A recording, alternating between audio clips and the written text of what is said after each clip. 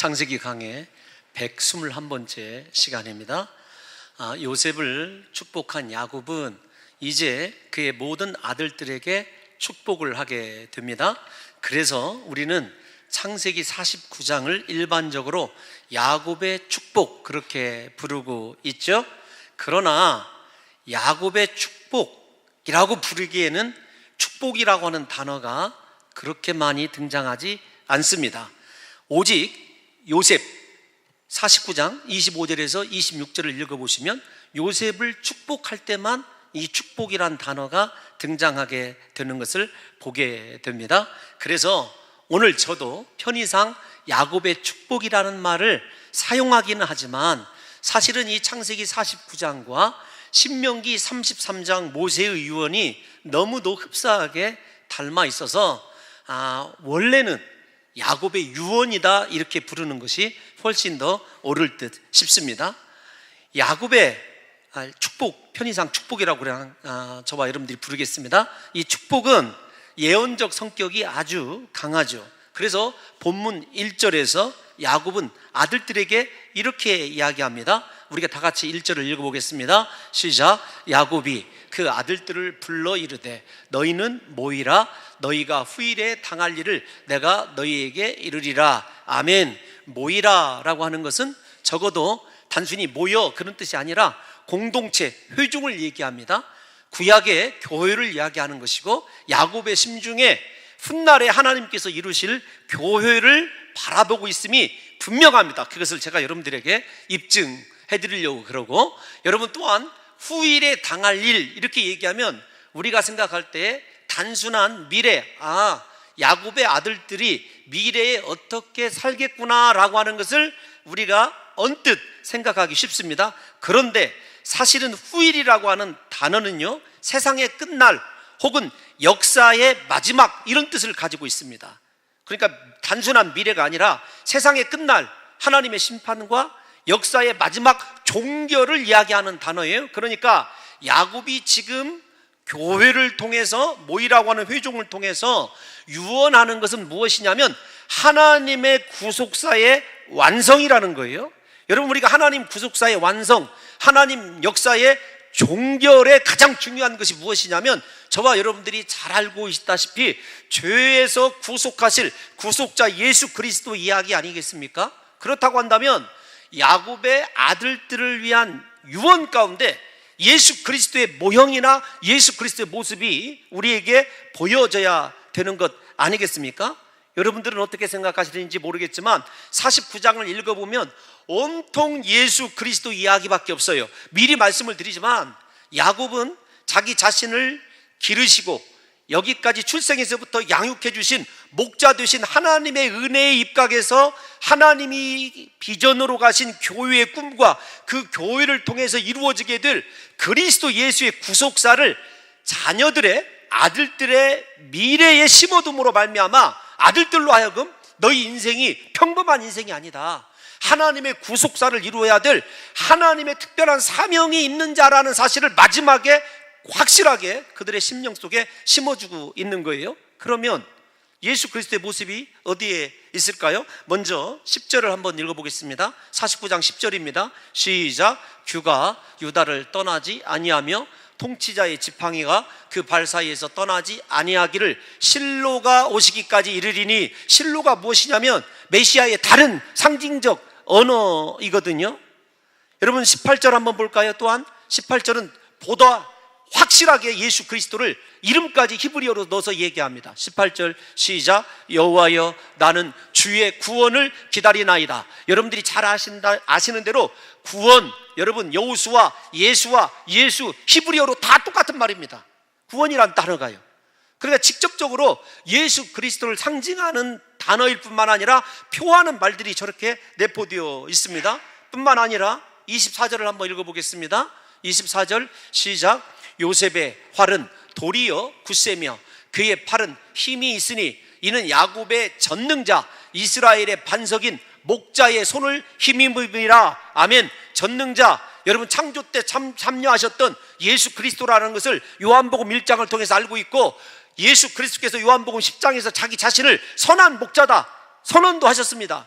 여러분들이 잘 아시는 대로 다윗이나 시편을 보게 되면 모두가 다 하나님 예수 그리스도를 다 구원의 반석으로 묘사하고 있지 않습니까? 이 본문뿐만 아니라 또 전능자라는 말이, 창조의 하나님이란 말이 25절에서도 연거푸 등장하게 되는 것을 보게 됩니다. 그가 너를 도우실 것이요 전능자로 말미암나니. 여러분, 그러니까 오늘 여기에 나와 있는 이 야곱의 유언 속에는 온통 예수 그리스도, 그분의 구원 이야기만 들어있다는 것을 아셔야 돼요. 그래서 미리 조금 말씀을 드리면, 여러분, 레아가 낳은 6 아들 가운데 우리가 살펴보게 될 오늘 세 아들은 그들의 죄를 통하여 출발을 하게 되고, 그들의 죄를 씻어줄 예수 그리스도의 구속 이야기가 나머지 아들 속에 들어있다는 것을 여러분들이 발견하시게 되면, 야곱이 자녀들에게 유언을 해줄 때 세상에서 네가 이렇게 복받고 물질 많이 가지고 성공하고 잘 살아라, 그 얘기가 아니라 네가 하나님의 나라와 예수 그리스도의 구속사를 이루어야 될 하나님의 택한 선민이라고 하는 것을 마지막 유언으로 들려주고 있다는 사실을 더 분명하게 알 수 있다는 것입니다. 그러므로 사랑하는 성도 여러분들이요, 야곱은 그의 아들들에게 예수 그리스도와 하나님 나라를 축복으로 물려주고 있는 것을 볼 수 있습니다. 예수 그리스도가 이스라엘 12지파가 품어야 될 미래예요. 예수님을 품어야 된다, 예수님의 뜻을 이루어야 된다는 것이 야곱의 축복의 핵심이라는 것입니다. 예수님만이 야곱의 축복대로 우리의 소망이어야 되고, 예수님만이 우리의 비전이 되어야 되고, 예수님만이 우리의 삶의 모든 것이 되어야 될 줄로 믿습니다. 그러므로 야곱의 이 유언, 축복은 하나님의 은혜로 시작해서 예수 그리스도로 끝이 납니다. 그러니까 하나님밖에 없어요. 다시 강조하고 싶지만 하나님을 유산으로 물려주는, 유언으로 물려주는 야곱을 볼 수가 있습니다. 여러분, 왜 그렇게 야곱이 하나님을 유언으로 물려주는 중대성을 제가 여러분들에게 강조하냐면, 2절을 한번 읽어보겠습니다. 2절 시작. 모여 들으라 야곱의 아들들아, 너희 아버지 이스라엘에게 들을지어다. 여러분 잘 보십시오. 모여라는 말이 또 나옵니다. 공동체 교회예요. 또 하나, 들으라, 들을지어다. 샤마 이스라엘. 여러분, 신명기의 가장 핵심 사상이 무엇이죠? 들으라는 거예요. 이사야에서 선지자 이사야가 가장 강조하는 말이 무슨 말입니까? 귀 있는 자, 들을 귀 있는 자는 들을지어다라는 말씀이거든요. 예수 그리스도께서 사복음서를 읽어보십시오. 특별히 공간복음에 기적을 일으키시고 말씀을 가르치실 때 맨 마지막에 반복해서 하시는 말씀이 무엇이냐면, 들을 귀 있는 자는 들을지어다, 혹은 귀 있는 자는 들을지어다입니다. 우리가 창세기가 끝나고 나면 살펴보게 될 요한계시록의 1장에서 3장까지 소아시아의 7교회가 나옵니다. 7교회에 대한 책망과 권면 이후에 주님께서 반드시 하시는 말씀이 있습니다. 무엇이냐면, 귀 있는 자는 성령이 교회들에게 하시는 말씀을 들을지어다예요. 그러니까 성경은 들음으로 시작해서 들음으로 끝이 나죠. 여러분, 이 들음이 단순히 들음을 통해서 우리가 믿음이 생겨나게 되고 그리스도 예수의 구원에 참여하게 되는 그런 도구, 물론 맞습니다. 그러나 훨씬 이 들음을 통해서 내가 하나님에게 누구인지, 나를 통해서 하나님이 어떤 구속사를 이루실 수 있는지, 하나님과 내가 분명하게 같은 곳을 바라보게 하는 것이 무엇이냐면 들으라는 말씀이에요. 그러니까 하나님께서 이 들으라는 말씀을 통해서 엄중하게 이스라엘 백성들이, 장차 이스라엘 12지파가 나아가야 될 길을 제시해 주는데, 그 길의 중심이 무엇이냐면 예수 그리스도라는 거예요. 사랑하는 성도 여러분들이요, 우리도 마찬가지입니다. 우리가 그리스도의 말씀을 듣지 아니하고는, 하나님을 듣지 않고는, 말씀을 듣지 않고는 하나님을 볼 수도 없고 만날 수도 없고 우리의 믿음이 성장할 수도 없고, 여러분, 우리가 어떤 길을 걸어야 되는지, 하나님이 나에게 무엇을 원하시는지 절대로 깨달을 수 없다는 거예요. 부디 오늘부터 사랑하는 성도 여러분들과 제가 히브리어에서 2번씩 반복해서 쓰이면 강조다고 말씀드렸습니다. 하나님의 말씀을 들음으로 말미암아 여러분의 영이 살아나게 되고 하나님이 원하시는 길을 바라볼 수 있는 귀한 역사가 일어나시기를 예수님의 이름으로 축원합니다. 여러분, 우리가 이번 특세 동안에 어제까지 한 특세 가운데 핵심이 무엇이냐면, 말세가 되면 사람들의 귀를 닫는다는 거예요. 귀를 닫아요. 하나님의 말씀을 듣지 않는다는 거예요. 그래서 지금 야곱도 자기 아들들이지만 구약의 교회를 향하여 그의 마지막 유언적 설교를 하게 되고, 그 설교를 듣는 자들마다 예수 그리스도로 다시 충만해지고 회복될 수 있음을 이야기하는 거예요. 그러니까 야곱의 유언 속에는 그리스도를 선포함으로 말미암아 그의 아들들을 진실로 하나님의 거룩한 교회로 세우고자 하는, 살아나게 하고자 하는 야곱의 열정이, 신앙적 하나님을 향한 여러분 간절한 기대가 담겨져 있다는 것을 아셔야 됩니다. 그러면 먼저 우리가 레아에게 주신 6 아들이 소개가 되거든요. 오늘은 세 아들을 살펴보려고 합니다. 당연히 육적인 장자 루벤이 앞에 나오죠. 그런데 이 루벤을 향한 야곱의 유언은 우리가 잘 아시다시피 칭찬이라고 보기 어렵습니다. 너무나 처음에는요 아름다웠어요. 그런데 끝은 너무나 비참합니다. 제가 여러분들에게 봉동중앙교회 부임하면서 저를 위해서 기도해 주실 때 항상 첫 번째 기도 제목이 무엇이라고 여러분들에게 들려드렸냐면, 그래서 지금도 기도를 그렇게 해주시지 않습니까? 얼마나 감사한지 몰라요. 끝이 아름다운 목회, 출발보다도 처음보다도 끝이 아름다운 목회여야 되고, 우리 인생도 마지막에 아름다워야 돼요. 여러분, 지난날의 과거는 아무런 소용이 없습니다. 언제나 저와 여러분들이 끝이 아름답기를 예수님의 이름으로 축원합니다. 그런데 루벤이 그렇게 시작은 정말로 존귀했거든요. 그런데 그 끝이 왜 이렇게 비참해졌느냐라고 한다면, 야곱이 거듭해서 2번 그가 내 침상에 올랐었도다, 그가 내 침상에 올랐었도다, 또다시 2번 반복을 하는 죄가 무엇이냐면, 야곱의 첩이었던 빌하와 루벤이 간음을 하게 되죠. 이거 창세기 35장에서 이야기를 했습니다. 그러면 그때 여러분들에게 이 루벤의 간음 사건을, 이 간음 하나로만도 중대한 사건이죠. 그런데 아버지의 침상에 올랐다, 이 말이 단순히 간음만을 염두에 둔 말이 아니라는 것을 여러분들에게 설명해 드렸어요. 왜 그러냐 하면은 창세기 34장과 35장에 그 일이 일어나는데, 34장이 세겜에서의 일이에요.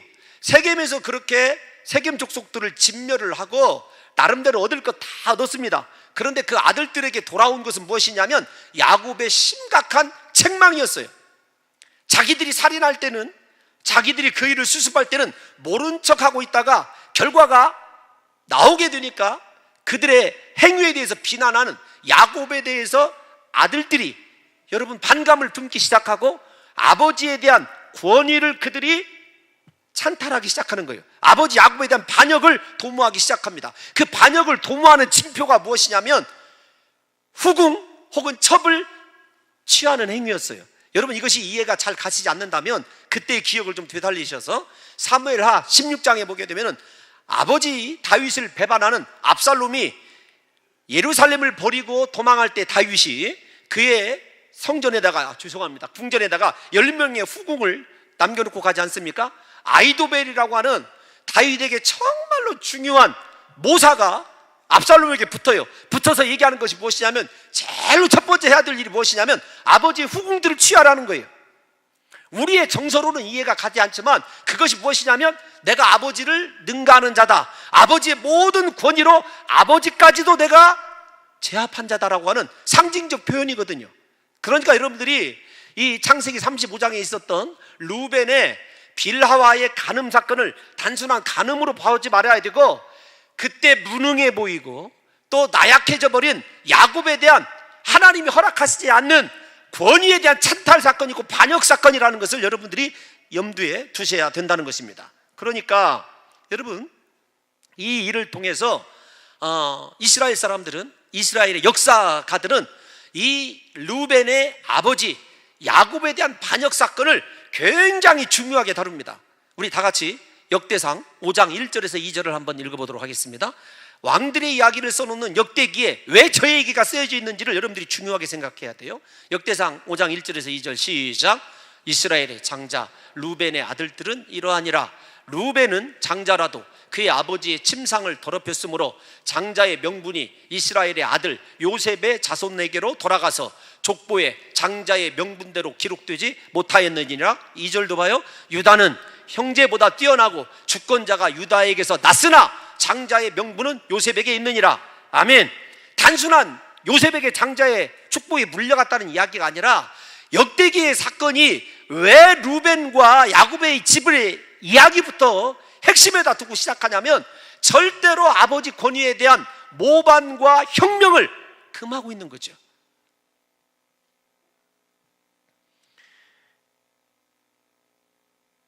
여러분들과 제가 이 본문을 생각해 보면 참 이 야곱의 아들들이 얼마나 악한 자들인지를 아셔야 됩니다. 아버지 야곱을 조금이라도 배려했다면 요셉을 그렇게 죽여버릴 수 없죠. 사실은 팔아버리게 되지만 죽이려고 맨 처음에 생각했지 않습니까?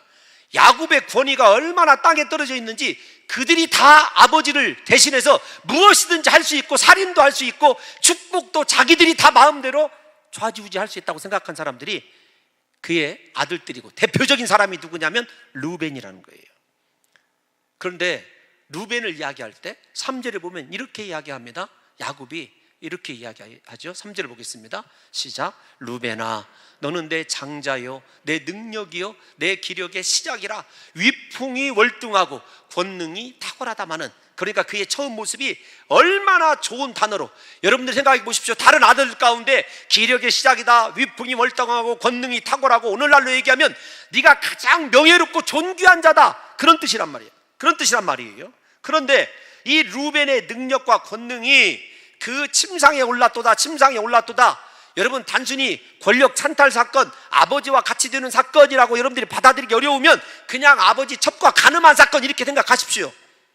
그 사건에 의해서 뭐라고 얘기하면 물에 끓음 같다, 이렇게 얘기를 해요.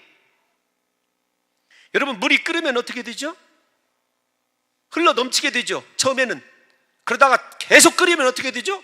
물이 어떻게 됩니까? 증발되는 것 아니에요? 하나도 없어요. 나중에는 이제 그 솥까지, 냄비까지 타는 것 아니에요? 여러분, 물로 표현되는 것, 성경에서 다 아름다운 것들이죠. 그런데 능력, 기력, 위광, 이 모든 것들이 얼마나 선하고 아름다운 것인지를 생명을 나타내는 물로 표현했어요. 그러니까 루벤에게 준 것은요, 생명보다 아주 귀한 것을 주었어요. 그런데 그가 그 죄악으로 말미암아 그 아름답고 귀한 하나님의 은혜들을 다 끓여서 없애버렸습니다. 증발시켜버린 거죠. 그 결과 그는 탁월하지 못하게 되었을 뿐만 아니라 장자권을 빼앗기게 된 것입니다. 여러분들이 이 본문을 생각할 때 그냥 받아들이면 안 돼요. 야곱이 얼마나 가슴이 아팠을까를 생각해야 됩니다. 큰아들을 패하니까 가슴이 아픈 게 아니라 야곱 자신이 장자권에 대해서 굉장히 아픈 기억이 있지 않습니까? 에서가 받아야 될 장자권을 자기가 속여서 빼앗았습니다. 속여서 빼앗은 장자권 때문에 그의 인생의 절반이 날아가 버릴 정도예요. 아주 고통스럽게 보냈지 않습니까?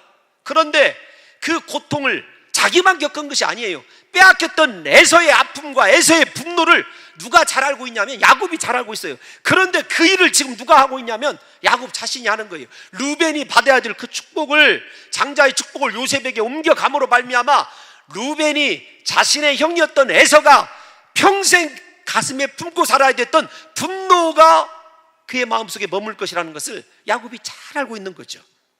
그러니까 얼마나 아버지 이전에 경험자로서 얼마나 지금 이렇게 얘기하고 있는 것이 고통이겠는가라고 하는 것을 여러분들이 생각하셔야 돼요. 여러분, 이 본문을 이제 조금씩 더 좁혀볼까요? 단순히 이것이 르우벤의 모습이냐? 아닙니다.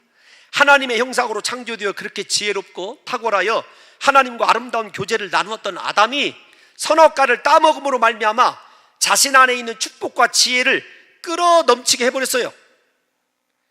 온갖 축복을 다 받고 태어난 가인이 질투와 투기라고 하는 불로 자신의 축복을 끓게 해서 없애버렸습니다. 탁월하고 남자다운 에서가 육체의 한계를 극복하지 못하고 팥죽 한 그릇에 자신의 귀한 장자의 축복을 끌어넘치게 해버린 것처럼 모든 장자들이 다 그렇게 실패하고 있다고요. 그러니까 창세기적으로 루벤의 실패를 바라봐야 된다는 것입니다. 여러분, 이 이야기를 왜 그렇게 야곱이 반복되는 단어를 써서 우리에게 보여주고 있냐면 죄와 하나님의 축복은 절대로 같이 할 수 없다는 것을 우리에게 보여주는 거예요. 죄를 범하면 내 인생에 여러분 이 하나님의 징계와 진노가 있다는 것을 우리가 다 잘 알고 있지 않습니까? 그러니까 이스라엘 백성들에게 죄를 범하면서 하나님의 은혜 받기를 원하지 말아라, 그런 뜻이에요. 여러분, 우리도 마찬가지입니다. 죄를 끊어버리고 다시 우리를 회복시킬 수 있는 하나님 앞에 서야 서게 될 때에 우리 인생에 소망이 있는 거죠. 저와 여러분들 하나님이 얼마나 사랑하시는 줄 아십니까? 우리가 축복 못 받음이 아니라 문제는 무엇이냐면 축복을 끌어없애는 죄악의 솥을 없애버리지 못한 것이 문제예요. 끊어버리지 못하는 죄가 문제라니까요. 다시요, 사랑하는 성도 여러분, 하나님께서는 우리를 이 땅에 보내실 때 그냥 보내지 않으십니다. 우리에게 달란트도 주시고 은혜도 주시고 축복도 주셨어요. 그런데 그 축복을 날마다 끌어서 증발시키게 하는 것이 무엇이냐면 우리의 죄라니까요. 그래서 지금 무엇을 경고하는 것입니까? 루벤 이야기를 통해서 루벤이 나에게 이랬었다고 하는 상처를 건드리는 게 아니라 교훈을 하는 거예요. 너희 절대로 죄를 짓지 말아라. 죄를 지면 하나님이 주셨던 그 아름다운 은혜와 축복들이 다 증발된다는 것을 보여주고 있는 거죠. 여러분, 무엇보다도 안타까운 것은 루벤이 그 죄를 아버지 야곱에게 한 번도 자복하지 않았다는 것입니다. 우리 잠시 피드백 해볼까요? 야곱이 죽을 때가 되었다는 것을 모든 아들들이 다 알아요. 그런데 아버지가 죽을 때가 되었다는 것을 알고 아버지의 축복, 영적인 은혜야 그 권세를 인정하고 야곱 앞에 섰던 인물은 요셉이 유일합니다. 지난 시간에 살펴본 대로 한 번도 지금까지 할례받지 않은 아들들이기 때문에 야곱과 그의 형제들에게 보여주지 않았던 에브라임과 므낫세를 데리고 축복을 받았던 사람이 누구냐면 요셉이에요. 만약에 말입니다, 우리 같으면 아버지와 평생 풀지 못한 문제가 있어요. 아버지가 곧 돌아가십니다. 그러면 인간적인 정서로 생각해 보세요. 누가 먼저 아버지 앞에 섰어야 될까요? 루벤이죠. 루벤. 아버지가 알든지 모르든지, 여러분 그게 중요한 게 아니라 내가 아버지 앞에 이렇게 범죄했었습니다. 여러분 이 모습을 바라보면서 오늘날 범죄하고도 철저히 내 자신의 죄를 하나님 앞에 회개하지 못하고 있는 우리의 모습과 온전히 하나님께로 돌아가지 못하고 있는 우리의 모습을 여러분들이 생각해야 되고, 이스라엘 백성들에게도 다시 한번 기회를 주는 거예요.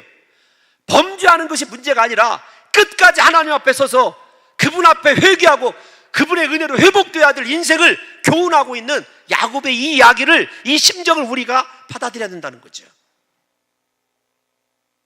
여러분 곰곰이 생각해 보십시오. 루벤의 이 모습은 선악과를 따먹은 후에 숨어버린 아담의 모습과 동일합니다. 아벨을 죽이고도 아벨을 찾으신 하나님을 향하여 내가 내 아우를 지키는 자이니까 라고 완악한 답변을 했던 가인의 모습이, 그리고 경솔이 장자의 축복을 팔아버리고도 회개하지 못하고 야곱을 죽일 계획을 세웠던 에서의 모습이 다시 한번 루벤에게 등장하게 되는 거죠. 여러분들이 그렇다면 저와 여러분들이 루벤의 이 이야기를 이렇게 야곱이 왜 선지자적 예언의 기법으로 남기고 있는지를 다시 한번 생각해 봐야 돼요. 어떤 거냐면 죄를 범함으로 절대로 하나님의 축복의 자리에서 쫓겨나지 말라는 거예요. 왜 그런가 하면 그가 내 침상에 올랐었도다, 그가 내 침상에 올랐었도다 라고 하는 이 단어는, 여러분 침상이란 말이 히브리 원어에 빠져 있어요? 없어요. 그가 올라갔다 이렇게만 되어 있습니다. 여러분 이게 어떤 것이냐면 그냥 한번 아무 생각 없이 따라서 해보세요. 그가 올라갔다 한번 생각해 보세요. 침상으로 올라가는 것이 얘기가 아니라, 여러분 이것을 무엇을 예비하냐면 루벤의 이 범죄 한 번이, 여러분 루벤이 가지고 있던 모든 것들을 하나님이 한 번에 싹 거두어 갔음을 얘기하는 거예요. 하늘로 올라가 버리는 것을 얘기하는 거죠. 그러니까 요즘 아이들이 쓰는 말로 한 방에 훅 가버린 거예요. 죄가 얼마나 무서운지를 침상에 올라갔도다, 그 죄를 지적하면서 침상에 올라가긴 올라갔는데 그의 탁월함과 위강과 기력의 시작이 함께 올라갔다는 거예요, 하늘로. 그러니까 이 말을 정말로 우리가 알아듣기 쉽게 얘기하면 범죄하는 그에게서 하나님께서 심어놓은 모든 축복을 싹 거두어 갔음을 얘기하는 거죠. 한 번에, 단번에 죄에 대한 경고를 이렇게 하고 있는 거예요. 여러분 이제 이 본문을 곰곰이 조금 더 정리를 하고 시몬과 레위로 좀 넘어가 봅시다. 어떤 거냐면, 제가 계속해서 루벤의 범죄는 단순한 간음 사건으로 보면 안 된다라고 얘기하는 게 무엇이냐면, 아버지의 권위를 찬탈한 사건이에요. 일종의 혁명과 모반이죠. 아담과 하와가 왜 선악과를 따먹었죠? 누구와 같이 되려고? 하나님과 같이 되려고. 두 번째, 우리가 지금 살펴보게 될 시몬과 레위는 분노하고 살인을 했습니다. 아담의 아들인 가인이 창세기 4장에서 어떻게 했죠? 분노하고 네가 노하여 안색이 변하면 어찌미뇨? 하나님이 분명히 분노라는 단어를 씁니다. 아벨을 어떻게 하죠? 살인했어요. 여러분, 지금 루벤과 시몬과 레위 이야기를 통해서 우리의 구속자이신 예수 그리스도를 꺼내기 전에 야곱은 무엇을 얘기하냐면 창세기의 사건을 루벤과 시몬과 레위 이야기 속에다가 함축시켜 놓은 거예요. 무슨 사건? 원죄 사건과 최초의 살인 사건을 한꺼번에 야곱이 자신의 아들들에게 말씀을 통해서 함축시켜 놓고 있는 거라고요. 이거 못 알아들면은요, 오늘 설교는 꽝이에요. 꽝. 평소에도 그러나 꽝인데,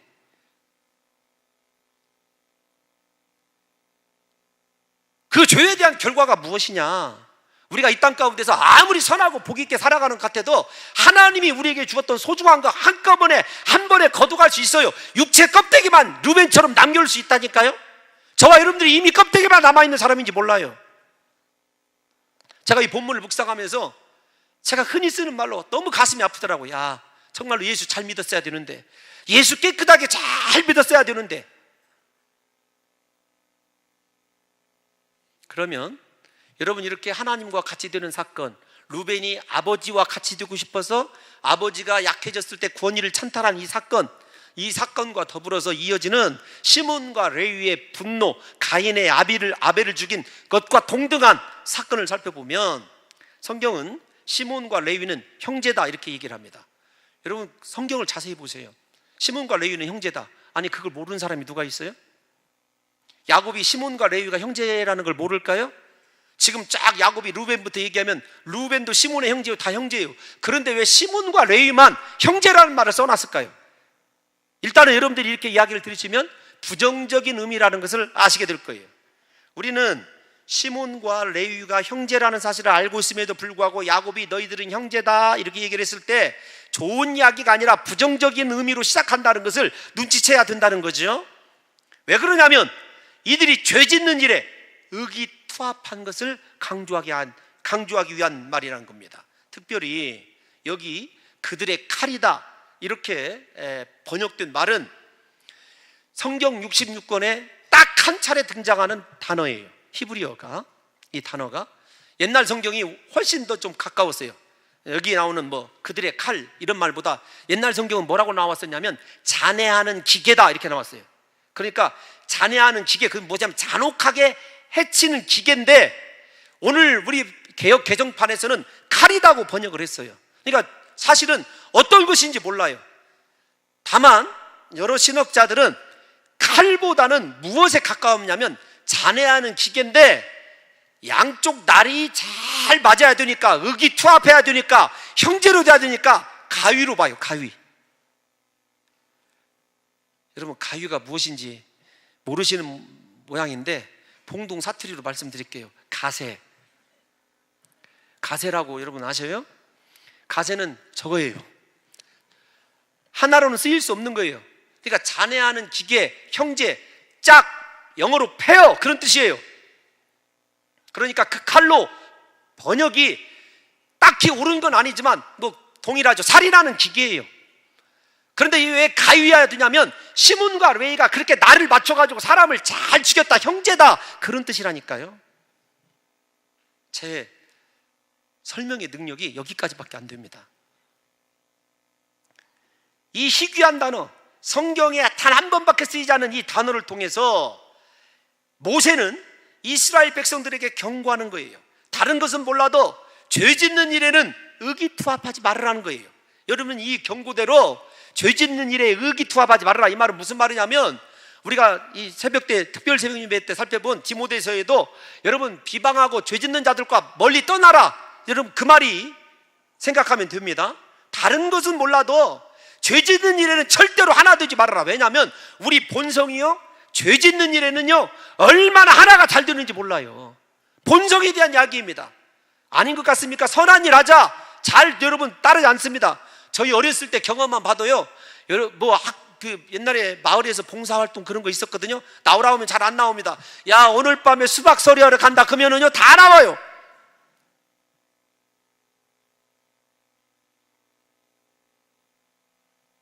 제가 그랬다는 것은 아닙니다. 저는 오로지 가정과 교회와 학교밖에 몰랐던, 여러분 안 그럴 것 같습니까? 본능에 대한 지적이라니까요. 어떤 것이 더 훨씬 쾌락이 있죠? 죄 짓는 것이 훨씬 더 쾌락이 있습니다. 어떤 때 사람들이 훨씬 더 단합이 잘 되는 줄 아십니까? 죄 지을 때, 한 사람 죽일 때. 그들은 무고한 세겜 사람들을 죽이는데 마음을 같이 했어요. 게다가 자신들의 분노를 충족시키기 위하여 하나님께서 정하신 언약을 사사로이 이용하는 악을 더했어요. 하나님의 말씀을 자신의 사욕과 자신의 야망과 자신의 분노를 해결하는 데 사용한 거죠. 오늘날 우리에게 그런 모습이 없을 것 같습니까? 교회를 하나님의 거룩한 영광을 드러내는 공동체요, 하나님의 말씀을 나를 쳐서 복종시키고 하나님의 의를 이루는 거룩한 말씀으로 여기는 것이 아니라 내 꿈을 이루고 내 야망을 이루고 내게 있는 소원을 이루는데 육신의 탐욕을 만족시키는데 하나님과 말씀을 이용할 때가 얼마나 많은 사람이 이 자리에 있는지 몰라요. 사실은 저도 포함됩니다.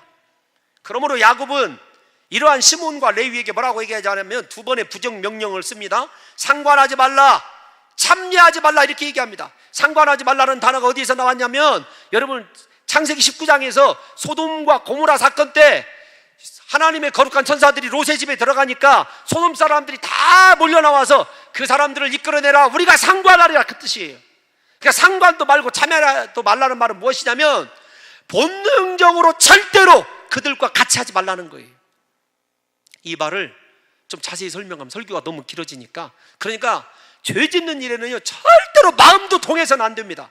밀착해서는 안 돼요, 죄 짓는 사람과. 또한 그들을 얘기할 때 그 혈기대로 소의 발목에 힘줄을 끊었다, 이렇게 얘기를 합니다. 여러분 이 말은 우리의 정서로는 쉽게 이해가 가지 않습니다. 고대 근동의 정서로 돌아가야만이 이해할 수 있는 말이에요.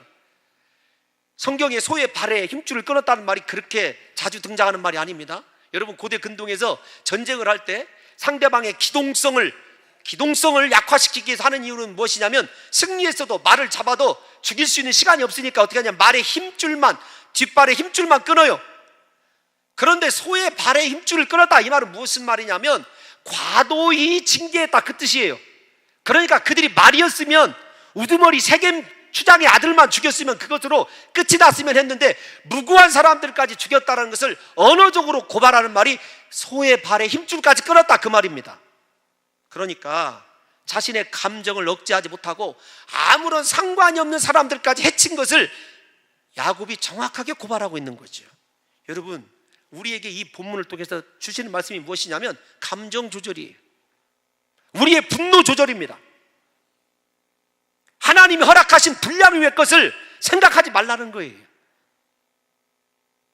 분노를 통하여 분별력을 잃어버린 시몬과 레위의 모습을 이 한 달을 통해서 우리에게 함축적으로 보여주는 것이라니까요. 사람이 자신 안에 있는 분노를 절제하지 못하면은요 하지 말아야 될 말까지 합니다. 아니던가요? 한번 죄송합니다, 애들 쓰는 말로 열 받으면은 속에서 있는 말 없는 말 다 쏟아내야 되는 것이 우리들 아니에요? 그러지 말라는 거예요. 그들이 그렇게 했다는 거예요. 소의 발, 필요 없는 소의 발의 힘줄까지 끊었다는 것입니다. 이제 그러면 7절 한 절 남아있는데, 이 말을 통해서 제가 소 제목을 어떻게 정했냐면 저주이냐 축복이냐 이렇게 정했습니다. 7절 말씀 다 같이 한번 읽어보겠습니다. 7절 말씀 시작. 그 노여움이 혹독하니 저주를 받을 것이요 분기가 맹렬하니 저주를 받을 것이라. 내가 그들을 야곱 중에서 나누며 이스라엘 중에서 흩으리로다. 여러분 잘 띄어놔 주십시오. 분명히 노여움, 혈기, 분노는 저주를 받는 것이 맞아요. 저기까지는 저주가 분명히 맞아요. 그러면 내가 그들을 야곱 중에서 나누며 이스라엘 중에서 흩으리라더란 말은 축복이냐 저주냐 사실 애매한 말입니다. 그것을 여러분들과 좀 손을 대려고 해요. 먼저 노여움과 혹독하니, 이 혈기의 문제가 저주를 받아야 된다는 것은 성경을 보면 잘 나타나 있습니다. 그러니까 저에게서도 좀 가장 부러운 목회자들이 어떤 목회자들이냐면 온유한 목회자들이 참 부러워요. 성품이 온유한 사람. 제가 지나치게 강성이기 때문이기도 하지만, 왜 그러냐면 이 이야기를 할 때 제일 먼저 마음에 걸리는 사람이 누구냐면 이 성경을 지금 성령의 감동에 의해서 받아쓰고 있는 모세가 제일로 마음에 걸리죠. 왜 그러냐면 민수기 20장에 보게 되면 하나님께서 모세에게 야, 너 반석에게 명하여 물을 내게 하라. 다른 원어로 보면 반석에게 부탁하여 물을 내게 하라 그래요. 그런데 모세가 혈기를 내지 않습니까? 우리가 너희를 위하여 이 반석을 쳐서 물을 내랴? 그러면서 반석을 땅땅 2번 쳐요.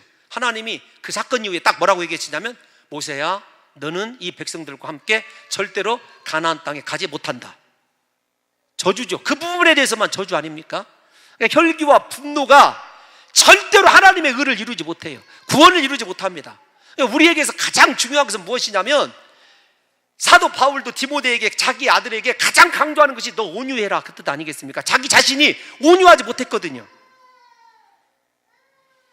사랑하는 성도 여러분, 우리에게 분노가 얼마나 큰지 아이가 울고 있지 않습니까? 우리 아이의 분노를 이해해야 돼요. 우리가 이해해 줘야 됩니다. 엄마가 얼마나 미웠겠어요? 그런데 더 중요한 것은 그들의 노여움과 분노가 둘이 같이 있을 때 극대화되었다는 거예요. 둘이 같이 있을 때 극대화되었다는 것을 생각해 보십시오. 그러니까 내가 만나면 분노가 극대화되는 사람은 절대 만나면 안 돼요. 이걸 생각하면 성격이 정반대의 부부가 잘 사는 것 같아. 어떻게 보면 하나님께서 그 둘을 흩으시기로 작정한 거예요. 이제부터 잘 따라오십시오. 축복이냐 저주이냐. 그래서 흩으셨어요. 이 둘을 이스라엘 가운데 흩었습니다. 그러니까 그들이 일단 이스라엘 가운데 흩었다 이 말에는 7절 다시 한번 띄워놔 주세요. 저 혼자 하는 것 같으니까 보세요. 이스라엘 중에서 흩으리로다, 이스라엘 가운데에 흩으리로다. 그 말은 시몬과 레위가 이스라엘 안에는 있어요. 그러면 이스라엘 안에 머문다는 말은 무슨 말이죠? 구원은 받았다라는 거예요. 중요한 건 흩어져요. 왜 흩어지냐면 분노가 배가 되어서 엉뚱하지 못하도록 흩으셨습니다. 왜 그러냐라는 거죠. 왜? 그들이 구원의 은총에는 머물지만 다시는 분노로 의기투합하는 일을 막기 위한 하나님의 방지책이죠. 다시 말씀을 드리지만 자기 마음속에 분노가 있고 상처가 있는 사람들이 뭉치면은요 소의 팔의 힘줄까지 끊어버립니다. 상처가 있는 사람들까지 모이면은 어떤 일이 일어나냐면 지존파가 생기게 되고요 잔혹하게 사람을 살해하는 일들이 다 공통점이 있어요. 마음속에 무엇이 있는 사람들이냐면 상처가 있는 사람들이. 그러니까 여러분 스스로 생각하실 때 신앙생활도 내가 상처가 많다 그러면 상처 없는 사람을 찾아서 교제하는 것이 훨씬 더 은혜로운 거예요. 목사가 바라볼 때 아니 그렇다는 것이 아니라 예를 들면 상처 있는 사람들끼리 놀러 가거나 상처 있는 사람들끼리 딱 만나는 거 보이면 불안합니다. 좋은 것이 하나도 생성이 안 되기 때문에 언제나 다른 사람 말하게 되어 있고 비판하게 되어 있고 그러므로 자신 안에 있는 영을 죽이고 있다는 걸 절대로 모르니까.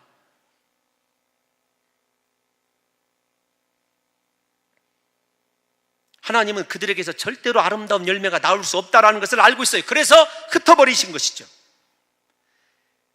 흩어진 시몬은 나중에 유다 지파에 편입되어서 하나님이 예정하신 왕의 유업의 분깃을 나누게 됩니다. 축복일까요? 저주일까요? 시몬 지파가 없어져요. 유다 지파에 편입됩니다. 유다 지파에 편입되어서 유다 지파의 왕가에서 나오는 은혜를 누리고 살아요. 축복이냐 저주이냐는 여러분들이 생각하세요. 자기만의 독단적인 것은 잃어버렸어요. 혈기 때문에. 그런데도 불구하고 하나님이 이스라엘에 머물게 하셨고 남에게 기대서는 살게 했지만 그 기대는 가운데 분깃을 나눌 수 있는 은혜를 주셨어요. 또 하나 레위는 흩어짐을 통해서 흩어짐으로 끝나는 인생이 아니라 각 성이 흩어져 살면서 예배로 제사로 하나님을 섬기고 백성들과 하나님 사이에 중보자로 서게 됐어요. 흩어짐이 저주일까요? 축복일까요? 우리가 이 본문을 읽어보게 되면 저주라는 말에 너무 집착해서 지금 야곱의 유언이 루벤과 시므온을 사실은 영적으로 살게 하는 하나님의 마지막 은혜가 그들 가운데 임재하고 있다는 사실을 놓치기가 너무나 어려운 거죠. 아니 말 이상하네. 놓치기가 쉽다는 것이죠. 하나님은 그들을 필요적절하게 복을 누리게 하시고 그들을 살 수 있는 길을, 구원의 은혜를 누릴 수 있는 길을 열어주신 것을 보게 됩니다. 예를 들면 초대교회를 환난과 핍박으로 흩어지게 함으로 세계의 모든 영혼들을 섬기게 한 것과 거의 비슷한 경우를 야곱이 지금 예언을 통해서 하나님의 의를 그렇게 이루어가고 있는 거죠. 여러분, 이제 결론에 다 와 있습니다. 3분만 더 하면 되는데, 이 본문을 읽어보면서 세 아들들, 앞에서 얘기한 대로 원죄와 최초의 살인죄, 그들의 죄가 그렇게 있음에도 불구하고 하나님은 그들에게 살 길을 다 열어주셨어요. 은혜를 열어주셨습니다. 하나님의 변함없는 사랑이죠. 그런데 그 사랑을 조금 더 확실하게 알 수 있는 데는 출애굽기를 가면 알아요. 출애굽기 28장에 보게 되면 제사장에게 하나님께서 옷을 만들어줍니다. 겉옷과 속옷을 따로 구별해서 입게 하시고, 겉옷 위에 조끼 비슷한, 오늘날로 말하면 에봇이라는 특별한 것을 제작해서 입게 만듭니다. 그래서 지성소에 들어갈 때 에봇을 입게 하는데, 에봇의 앞판과 뒷판을 연결하는 것을 견대라고 그래. 견대, 어깨 견자를 써가지고. 그러니까 여기에 이렇게 설명을 어떻게 해야 될지 모르겠네. 누구 옷을 벗어서 가지고 나오라고 할 수도 없고, 근데 옷을 벗어서 가지고 나오면 잘라야 되기 때문에, 여러분이 앞판과 뒷판을, 앞면과 뒷면을 연결하는 것을 견대라고 그래요. 그런데 그 견대에 루벤 이름이 있어요. 이렇게 잔악한 살인 기계했던 시몬과 레위 이름이 있습니다.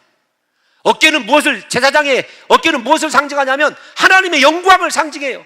하나님의 영광을 받으실 때 야곱의 12지파 12아들들을 최고의 영광으로 생각한 거죠. 그들의 삶이 실수와 허물과 죄로 얼룩져 있었어도 그들을 향한 하나님의 사랑, 네가 내 영광이다라고 하는 하나님의 계획은 변하지 않았음을 알게 돼요. 또한 여러분, 어깨에만 그렇게 제사장의 어깨가 하나님의 영광을 상징하는 거라고 했다면, 앞판에도 똑같이 6개씩, 양쪽에 6개씩 12지파 이름이 또 새겨져 있어요. 루벤, 시몬, 레위, 유다, 이사갈 다 새겨져 있습니다. 12지파의 이름이. 생각해 보세요. 제사장이 에봇을 입고 지성소에 천막을 걷어붙이고 처음으로 몸을 들여놨을 때 하나님이 바라보는 것이 누구냐면, 제사장이 입고 에봇에 새겨져 있는 이스라엘 12지파의 이름이거든요. 이 본문을 묵상하면서 그렇게 죄가 많고 실수가 많았던 야곱을 버리시지 아니하신 하나님께서 그의 12아들도 절대로 이 축복과 저주 속에서, 이 유언을 통한 축복과 저주 속에서 하나님이 절대로 그들에게 망할 길을, 내가 너를 버리노라, 그런 것이 아니라 변함없는 그분의 사랑을 이 야곱의 유언 속에 담아놨다는 것을 저와 여러분들이 놓쳐서는 안 됩니다. 사랑하는 성도 여러분들이요, 우리가 곰곰이 생각해 보십시오. 이 제사장이 입은 에봇, 제사장, 영원한 제사장 에봇뿐만 아니라 영원한 우리의 제사장이 히브리서 6장과 7장에 보면 누구이시죠? 예수 그리스도 아닙니까? 예수 그리스도가 우리같이 허물 많고 실수가 많고 죄가 많은 우리를 그분의 영광으로 생각해서 그분이 우리의 이름을 그분의 어깨 위에 새겨놓고, 그분의 앞 옷자락에 우리의 이름을 새겨놓고 하나님을 찬송하고 하나님께 기도하는 장면을 생각해 보십시오. 그분의 크신 사랑이 얼마나, 여러분, 우리를 향한 그분의 사랑이 얼마나 크고 놀라운지를 생각하자는 거예요. 사랑하는 성도 여러분, 우리는 주님을 배반합니다. 주님의 마음을 아프게 합니다. 날마다 죄에 넘어지죠. 그럼에도 불구하고 우리를 향한 하나님의 사랑은 영원하다는 거예요. 여러분, 여기에 뭐라고 써있죠? God is love라고 써있지 않습니까? 하나님은 사랑이십니다. 사랑하는 성도 여러분, 절대로 낙심하지 마십시오. 혹 지금까지 죄가 있고 실수하고 넘어졌어도 우리를 향한 하나님의 사랑은 영원하고 변하지 않는다는 사실을 믿으시고 부디 소원합니다. 하나님께서 우리에게 그 사랑과 함께 심어놓은 우리의 위광, 탁월한 능력, 권세가 죄 때문에 소멸되지 않도록 부디 이번 한 주간 하나님의 그 사랑을 기억하고, 하나님, 내 축복을 끊어없애게 하는 죄들을 끊어버리고 하나님 앞에 온전히 다시 서게 해달라고 기도하실 때 하나님께서 그분의 예수 그리스도의 어깨와 앞에 새겨져 있는 우리의 이름 때문에 하나님이 다시 우리를 회복시켜 주시고, 우리에게 이렇게 살 길을 열어주신 것처럼 새로운 하나님의 길로 인도하시고 살게 하시는 놀라운 축복을 받아 누리시는 한 주가 되시기를 예수님의 이름으로 축원합니다. 하나님, 우리를 회복시켜 주옵소서.